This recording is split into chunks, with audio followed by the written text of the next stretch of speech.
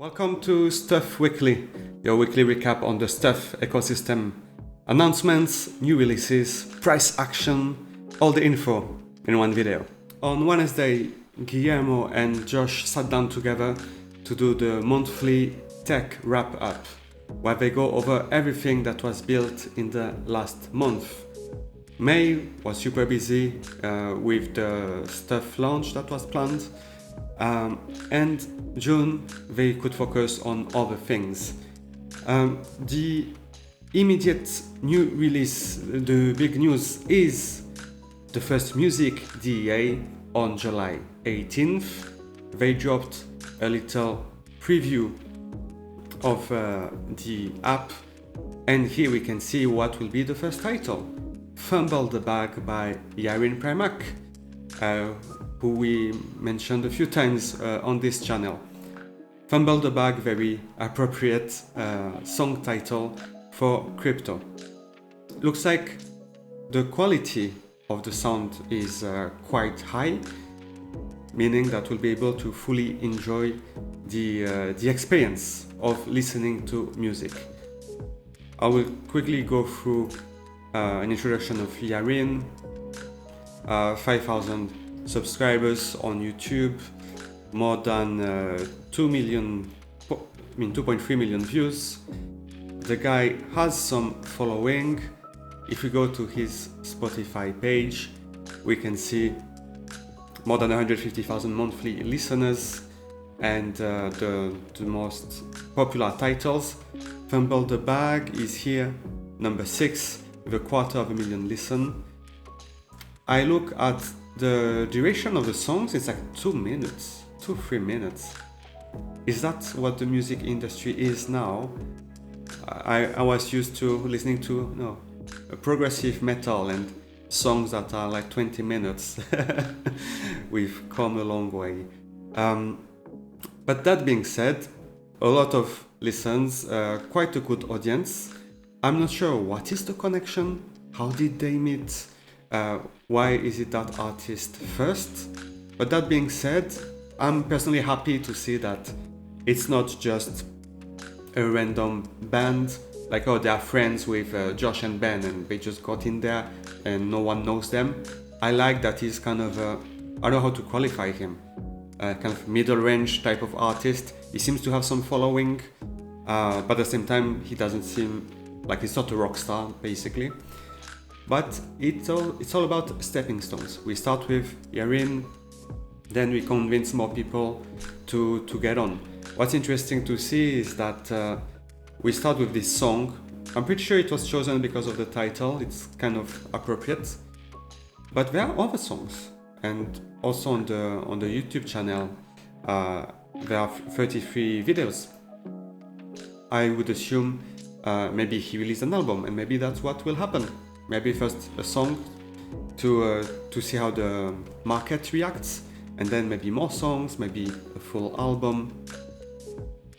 We will see how this will evolve, but we have the date, July 18th, first music DA, first of many, and I have hope in music because it's much easier to share, to consume, and I would assume that the price should be quite accessible. You're just buying one song. So I think stuff will grow thanks to music. Music DAs, July 18th, first thing mentioned during that space. Then they went on to talk about the rewrite of the website in Vue 3. This is the current website. It's already like a second version. It used to look simpler in the past. They're gonna rewrite that with the new front-end lead engineer, and they're gonna rewrite everything. Maybe you noticed that there are basically two websites. There's the Book.io website and the app.book.io, and these are separated. The idea is to get everything together, everything on the app. So the rewriting is happening, and that would include Parliament, the minting engine of Book, or rather the minting system. When you choose your currency, you stand in line, you answer a question, etc. And there have been in the past few issues when standing in the queue, like being stuck, it didn't refresh, things like that. And it makes me wonder if this rewrite of the website and all the integration on the app side will help create a smoother experience, which will be needed when we get more and more people and they don't want to be stuck in the queue. Like, what does it mean attempting to reserve, and so on. The next feature that will come on the book app is the bookshelf floor value. You look at your bookshelf, you see how much it is worth. At first it will be based on the floor price of your assets, but in the future they want to make that more sophisticated and look into specific rarities, specific traits to give a more accurate picture. This is being brought by Fede, who is a community member who created the Gutenbot, where you can check many things, including on Discord the value of your bookshelf. If you use the bookshelf command here, then you can choose your blockchain. Let's go for Cardano. You can even export if you want, like a CSV file. I'm sure, like a lot of people, you may have an Excel file with all your trades and how your portfolio is evolving. So it's super convenient for that. And then you can put your wallets. You can use a handle if you want. And this will give you a file just for you, not publicly on Discord. The link will be just for you to see the value of your bookshelf. It's a great way to keep track of what's happening. You may use tab tools or things like this as well, but it may take into account all your NFTs and not only books. If you want to segregate, bookshelf bot command, or wait for the bookshelf functionality directly on the book app. What's next? Yes, very important. It was also announced in the newsletter and they talked about it. The renaming of the book token to Stuff token will also happen on July 18th. Same time the music DA will be released. And the way it works on Cardano is that you submit the name, it goes into the Cardano token registry, which is handled by the Cardano Foundation, I believe. And then they hope that the new name will have propagated by July 20th, the second anniversary of the Gutenberg Bible. And the name change was one of the 4 steps in the transformation of the token. The first one was to use it as a currency on stuff.io. And they mentioned that they plan to increase the usage of the token for that. It is a very positive news. It was long overdue. We need a use case for the token. At the moment, we are just holding, trading, speculating. It's not healthy. It has to have a use case. And when I think of music, music items, music DAs, also the new Stuff About Stuff episode, if they can take the book token for that, then it releases, instead of having sell pressure on the market, people use it and sell to book. And I'm curious to see how many artists, how many creators will accept that as a currency. Maybe at first it will be only for Stuff branded DAs. But in any case, when you think that every month there is the Gutenberg token airdrop, and now we have staking rewards if we stake the book pool, well, this is distribution. And if people, instead of selling those, they use it, then that's healthier. So that was very good. And then they talked about step 3 in this whole token journey, which is the bridge to EVM. And here the plan is that July 18th we change the token name, and the week after that we open up the bridge. The bridge has been audited and passed the audit, and now they are working on the front end, meaning, okay, I have my stuff tokens on Cardano, I want to bridge them to an EVM chain. At the beginning it will be Polygon and Base. Let's imagine I want them on Polygon. Then I need a place where I can go and do the swap, the conversion.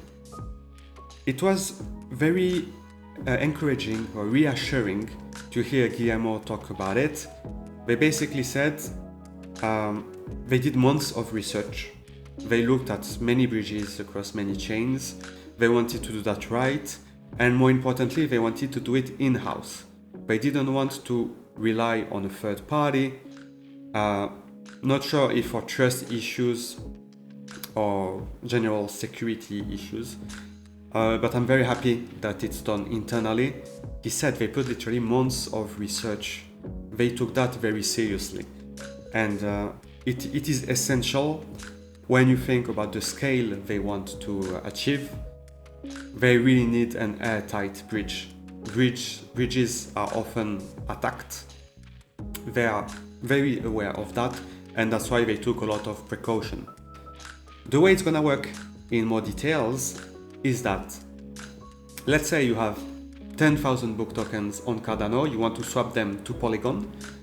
What happens is that you send your Cardano tokens through this bridge portal to a locked smart contract, and then this communicates with the other chain to mint the same equivalent over there, and there, well, you will receive it on the address you specified.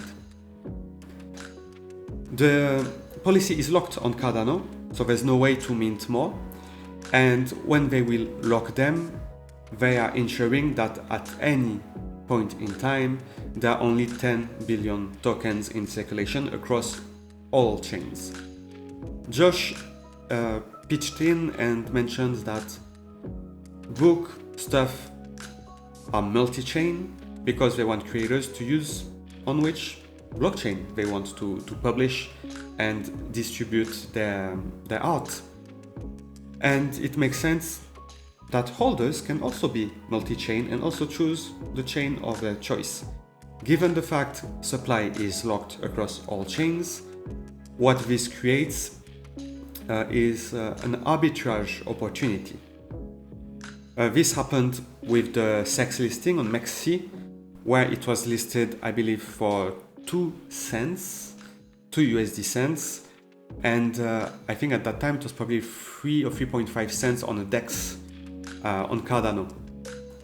So you can imagine people would buy on the centralized exchange and sell on the decentralized one, and then it equalizes. There'll be opportunity there too, and I very much welcome this bridge. It is essential. Cardano is awesome, no doubt about that, and there are blockchains that other people prefer, and that's just how it is. And instead of trying to convert them to change ecosystem to access what book and stuff are doing, we go to them, and it will be easier for them, and in the end it's the same token, it's the same quantity, regardless of the chain. And if we can get more people to have access to the token, well, we'll have more holders, and price should reflect that demand. What else? Yeah, I think that's pretty much it. Maybe the one last thing, they are working on the payment engine on the EVM side. Last week there were some issues with paying with credit card on Polygon, and they are working on that. And finally, they confirmed that a new About Stuff episode will be released next week, and it will contain an Easter egg. Guillermo will share an Easter egg in there. if you didn't follow the project closely, you may not know that when you mint your books, you have a reveal, and you have to click a reveal button, to see which books you got. There's a little Easter egg. If you type Mansky, then all your books reveal at once, at the same time, instead of clicking everything separately. So I wonder what is the next Easter egg they planned. Maybe it's more of a stuff thing than a book thing. But it's kind of cool, those kind of internal references, the culture that book is creating. They've been here for 2 years, and we know the company employees, we know the staff, we know specific covers, specific things that happen. It has its own history, and I think that it's reflective of the strength of the community. It's a lot of people who went through a lot of things together, and that's why the community is so solid. And that was it for this tech wrap-up. On Tuesday, there was a great Discord space with Sheila, Director of Marketing, and Quinn Loftis, an author who recently minted with Book. It was so great to hear directly from an author, someone who is new, and hear from her and her husband what motivated them to get onto Book and what kind of potential they see there. The space was around an hour. You can listen to it on Discord if you go to the media channel. Those weekly spaces are always published in there. Now, what did they talk about in a bit more detail? Well, there was quite some alpha. Quinn Loftis, she published this book with Book, Kingdom of Close, during UtopiaCon, which was around 2 weeks ago. And this is part of a series. And what she announced is that the whole series would be on book.io.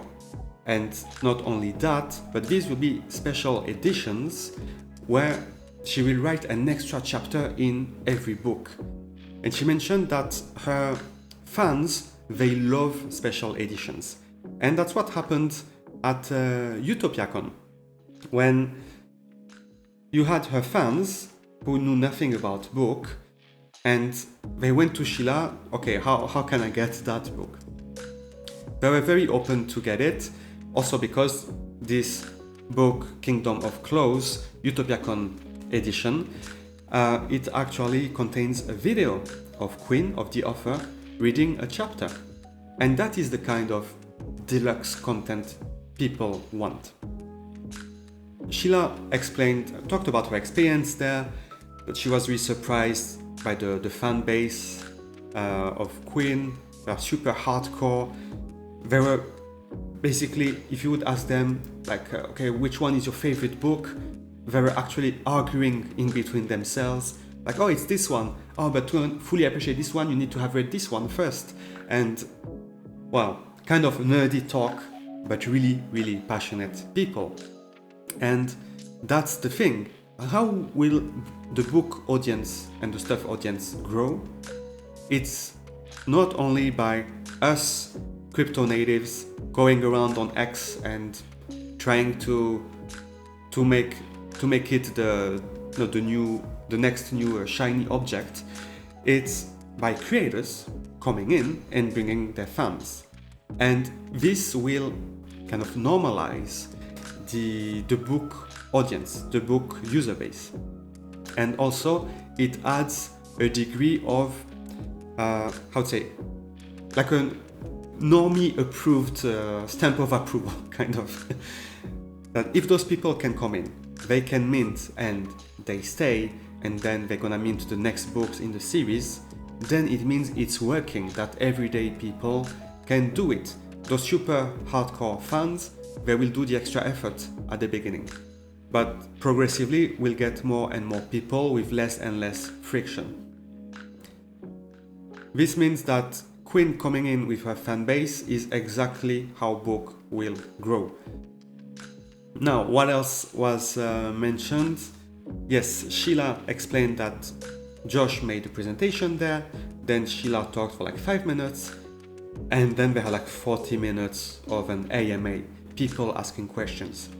UtopiaCon is a mix of authors and readers, and she got a lot of questions, a lot of very deep questions about how is it encrypted, digital right management, how do you protect against censorship, piracy, and she was really surprised how relevant these questions were.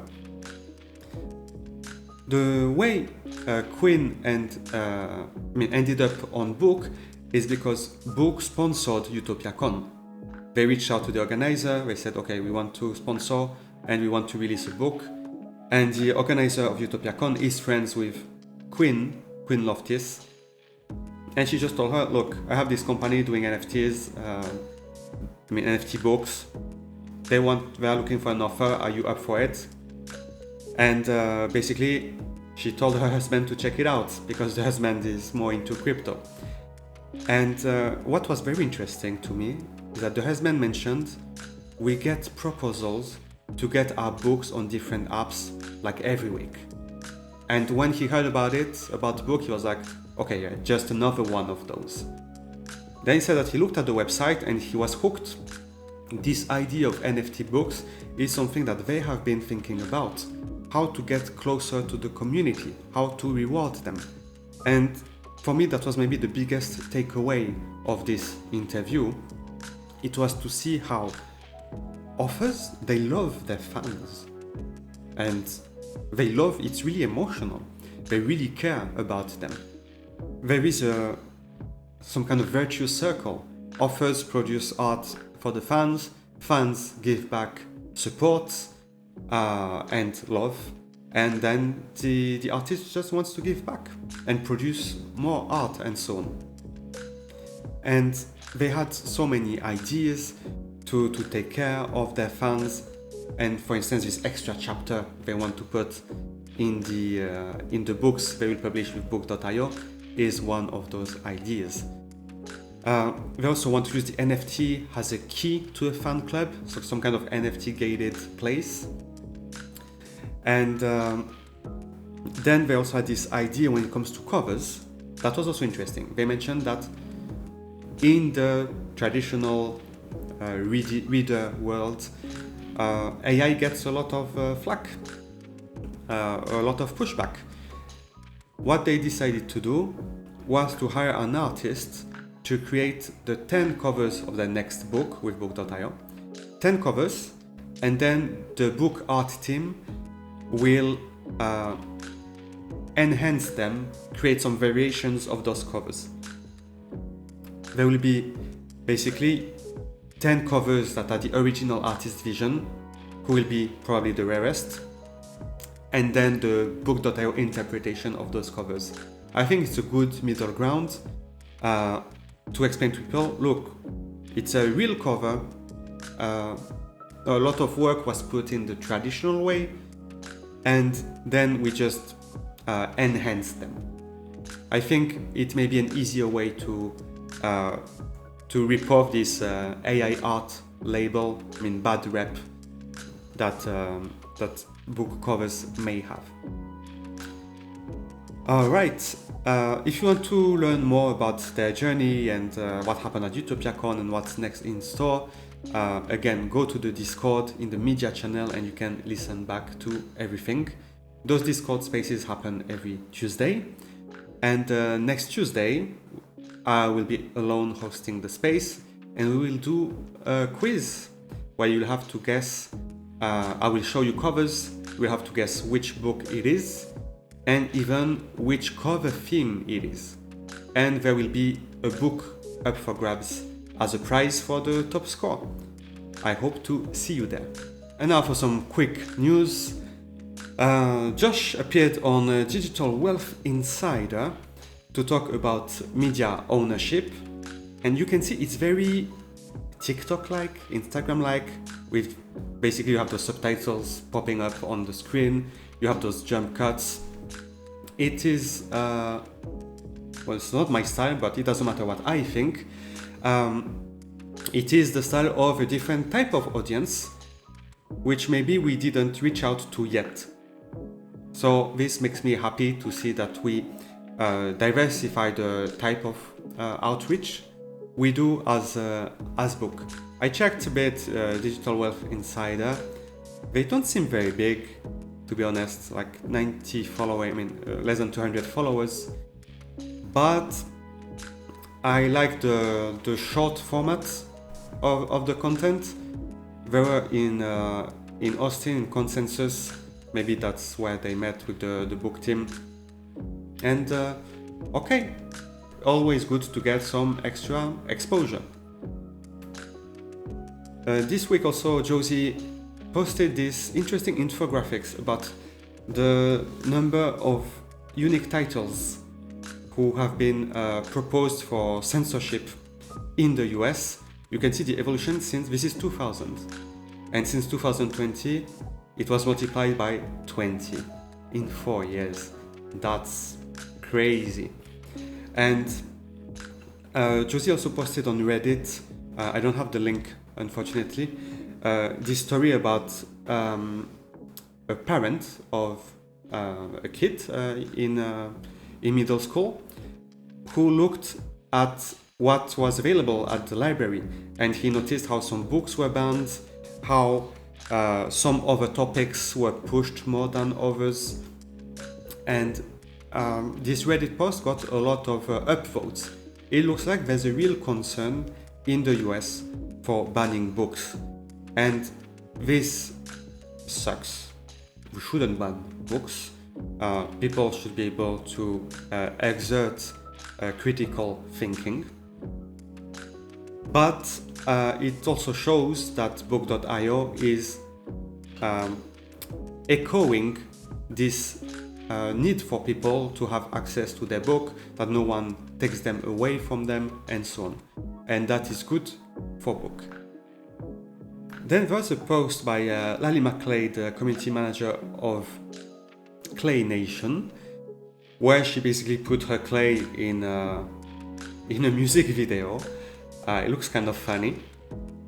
And why did I pick that up is because last week we talked about Clays After Dark, that there's a collab going on between Stuff.io and Clay Nation. And I remember Ben saying, well, the community of Clays, they also produce their own content. And so maybe there's something there. Maybe there'll be the possibility for the Clay holders to mint their own DEAs. I'm not sure how, because we will need the self-publishing portal for that.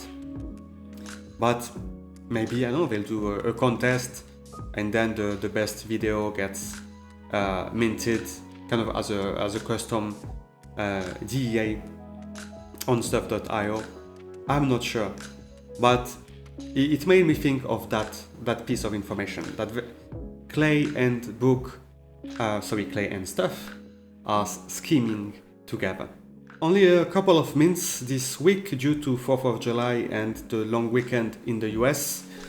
It started with the life of Buffalo Bill from the Adventure series. I feel like it's been a while since we got something there. Only 351 copies, all sold out. In terms of floor, we are at 32 ADA, basically between the discount price and the public price. Looks like the trend. If you buy with discount, the floor is holding most of the time. The covers were pretty cool. I liked in particular the Great Plains. Let me retrieve those quickly. These, I really like the colors. Oh, this one is quite original. That was the first mint. Actually, it was supposed to be last week, and it was pushed this week. So that's how it ended up. Then we got the United States of Awesome. Cannot be more American than this. It's a full book about trivia about the United States. This is a publisher book, and it is not fully minted yet, 62%. I think it was very appropriate to mint that just before 4th of July. But the response was lukewarm. less than 200 copies sold. I guess it is true that we have a few hundred minters on book at the moment, and well, not all of them are Americans and care about this kind of thing. So that's probably why. How is it doing on secondary? Yeah, floor is between public price and OG price, with still copies left to mint. And these were the only 2 mints this week. Then we finally got the airdrop of the Declaration of Independence. This is if you held the 4 other books in the Foundation of the United States series. And I mean, the response was like mixed feelings, I'd say. People are always happy to get an airdrop, and Declaration of Independence is such a major release. It's a huge document.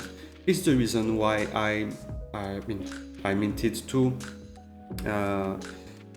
two sets of this series, Foundations of the United States, because with only 776 copies, and what it represents for a lot of patriotic Americans, I think, but I don't know anything, that this has a lot of potential once the masses come in.